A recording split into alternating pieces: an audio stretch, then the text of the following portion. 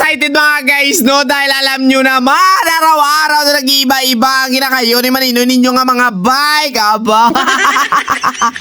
So balik nga mga guys, ngayong adlaw mag-aasimbol tayo ng isang tangke na 29er mga guys, no? Wow, ambot na lang. Ano ay hanan tsura sang bike ni Idol karon gumabuo, no? Ay, abang-abang ka mo mga yudiputa ka mo.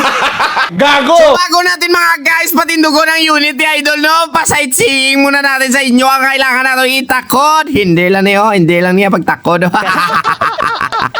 Ang guma lang hayambot na lang gid So ito na nga ni mga guys, kailangan muna natin mag-align ng kanyang gulong-gulong o wheel set, no? Oo, sinudlan na ng radyos, binagay. So hindi na natin mga guys pindugay, kailangan muna natin kasi dahil lipot-lipoton lang ang video kay man. Kada mo na mo adlaw ba lang nga nagaobra ka sa bike. So ang akon nga nga memories ang cellphone pamatsyag ko do malupok na. So kailangan adlaw natin mga guys na ipang-upload di baling madugay, importante mapakita ko na sa inyo mga guys na ang unit na kinakayo naton syempre nami-nami man di ba?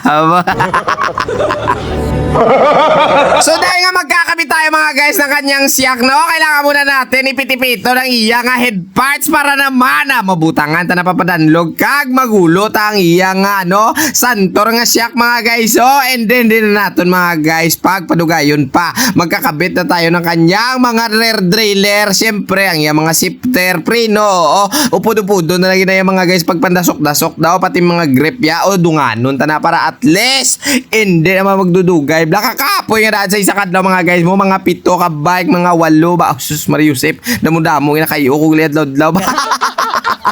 Pero hindi naman mga guys totally gid a symbol ano lang minor kadalasan diri sa akon gid ya overall cleaning gid o di kaya a symbol ba te nakita ninyo. Eto na mga guys, nagdadagway na siya, nagululuwa ng dagway niya. Pero bago na mga guys ipatapuso ng video nga na siyempre ginsudlan tagid na sang foam sa kung dablaw sa sulod sang frame niya para hindi maglagatok ang iyang housing kagang iyang hydraulic hose. So matapos na mga guys i-plaster arin ng dagway ba.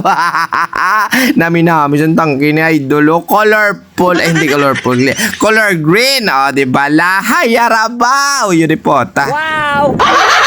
So ayan na nga ni mga guys, andito na yung owner. So ipatisting muna natin sa iya mga guys. Ako na minawi gid man para at least makahambal man sa nga satisfy gid ang bayad ko kay Idol baba. So maraming salamat sa inyo mga guys, and then sa kay Idol maraming salamat din sa iyo Idol sa pagsalig dito sa papaubra sa aton sa may shop, no? Tani magalong kagit permis sa may dalan kag halungan muna sa kawatan. So God bless mga guys, hanggang dito na lang si Maninoy ninyo ha. Lagi tandaan ha, ay ba ang gwapo nagbabike sa dalan. Iyan na pata.